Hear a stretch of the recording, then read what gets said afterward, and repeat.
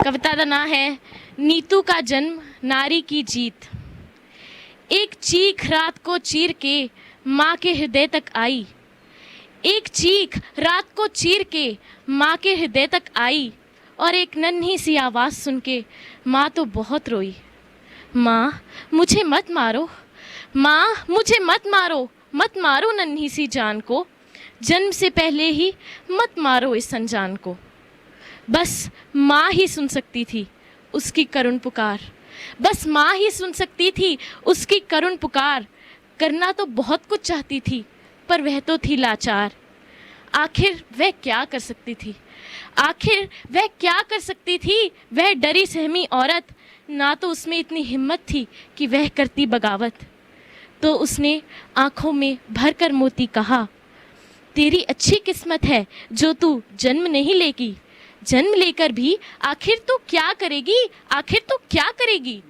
इस दुनिया में औरत का कोई सम्मान नहीं। क्या करेगी यहाँ आकर जहाँ तेरे लिए कोई प्यार नहीं। क्या करेगी यहाँ आकर जहाँ तेरे लिए कोई प्यार नहीं। तू ही है जो सारा जीवन दोहरी भूमिका निभाएगी। तू ही है जो सारी जिंदगी दोहरी भूमिका निभाएगी।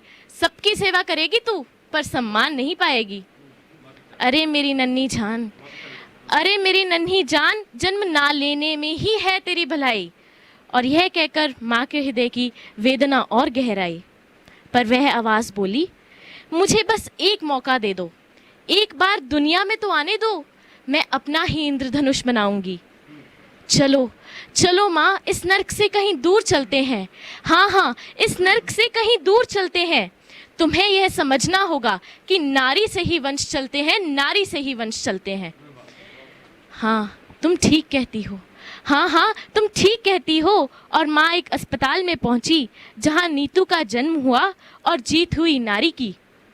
समय बदला, समाज बदला, बदल गई दुनिया सारी। समय बदला, समाज बदला, बदल गई दुनिया सारी। समझ गया संसार ये सारा, अब नारी नहीं अबला बेचारी, अब नारी नहीं अबला बेचारी। धन्यवाद।